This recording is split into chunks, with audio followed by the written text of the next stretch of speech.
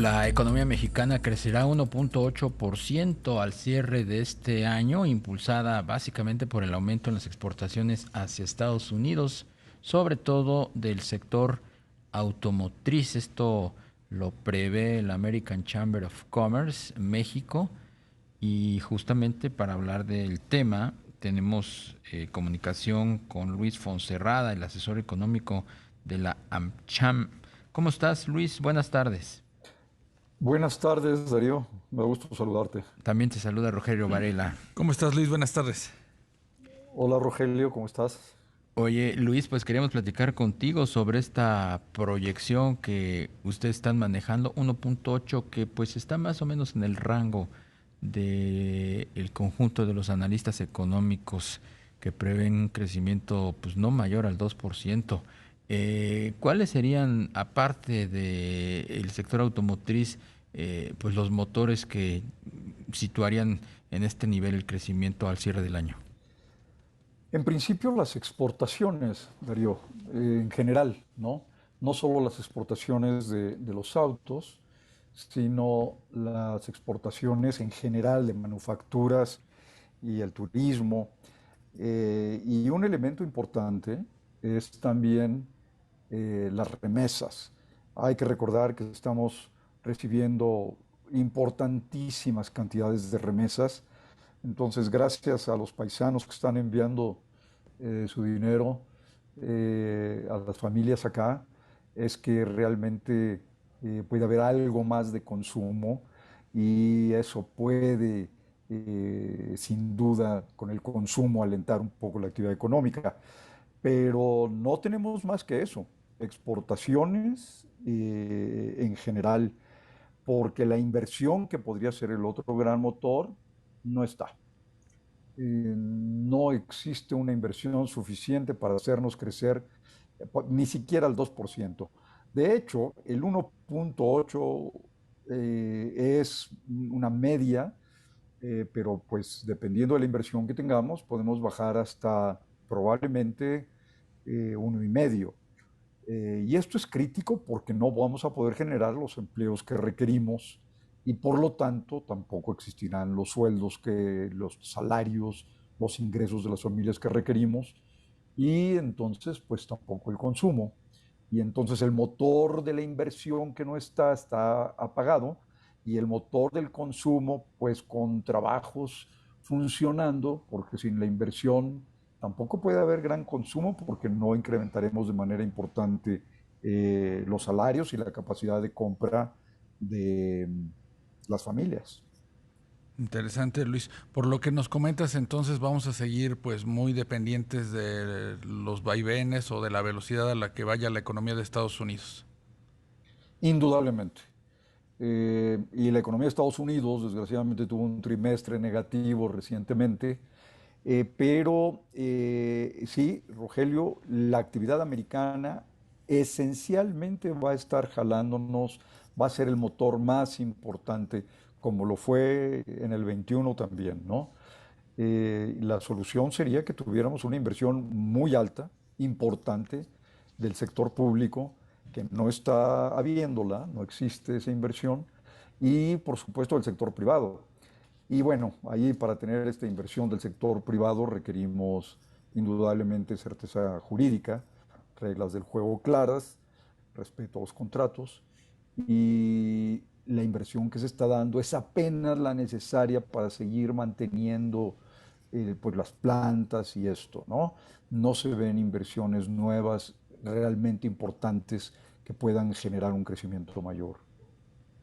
Se dio el dato de las remesas, hablábamos de las remesas. Este también es considerado como un detonante de crecimiento económico junto con la recuperación de la actividad turística y las divisas que esto genera.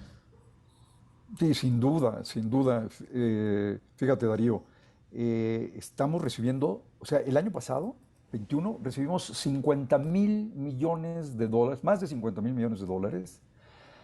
Si los multiplicas por 20, vamos a poner un tipo de cambio de 20, entonces es 1 billón de pesos. O sea, es 1 millón de millones de pesos. El PIB completo del país son alrededor de 25 billones. Imagínate, quiere decir que las puras remesas representan una 25ª parte del Producto Interno Bruto.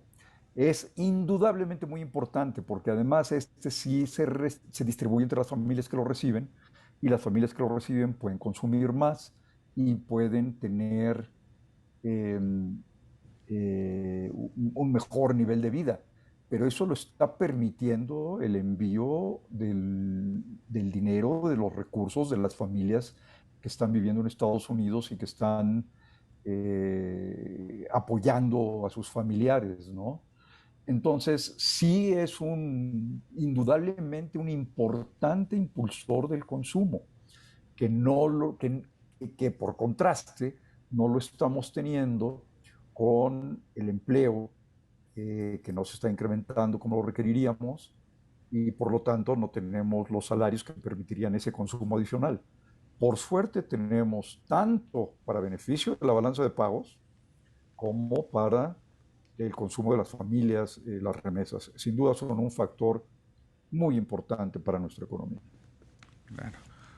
Luis, la inflación que pues sigue muy alta, ¿en qué medida ha comenzado a erosionar pues el capital, las posibilidades de inversión, pues no solamente de las empresas, sino también de las familias al buscar quizá una hipoteca o buscar poner un negocio? Indudablemente. La inflación tiene varios efectos. Uno de los primeros efectos que tiene para las economías de las familias, para su capacidad de consumo, es que si tu ingreso no sube al mismo ritmo de la inflación, pues entonces se deteriora tu capacidad de compra, porque todo es más caro. Y por ejemplo, la inflación de alimentos y bebidas es ya de 11%. La promedio, ya la vimos, es muy alta, pero la de alimentos y bebidas ya es muy alta. Entonces eso deteriora tu capacidad de compra por una parte. Pero por otra parte, el siguiente efecto, que además el Banco Central lo tiene que llevar a cabo porque lo que va buscando es que las expectativas de inflación queden ancladas, sube la tasa de interés, su tasa de interés de referencia. Entonces, esta tasa de interés de referencia del Banco de México, que se incrementa para tratar de controlar la inflación, indudablemente lleva a incrementos de tasas de todo el sistema bancario. Entonces, tanto en tarjetas de crédito, como en hipotecas, como en préstamos para inversión, pues encarece el crédito. Por lo tanto, la inflación, además, por supuesto, Rogelio, tiene este efecto en el que reduce o pospone algunos planes de inversión o de compra de casas o de consumo, ¿no? Sobre todo el consumo pues, de bienes duraderos, tal Claro. vez donde requieres un crédito superior. Bien, entonces la expectativa es esa, el crecimiento de 1.8%, si bien nos va. ¿Ves tú? Quizás la pregunta sea ociosa, pero es necesaria. Yo ¿Ves creo tú que, ves nubarrones que pudieran incluso ajustar más a la baja ese crecimiento?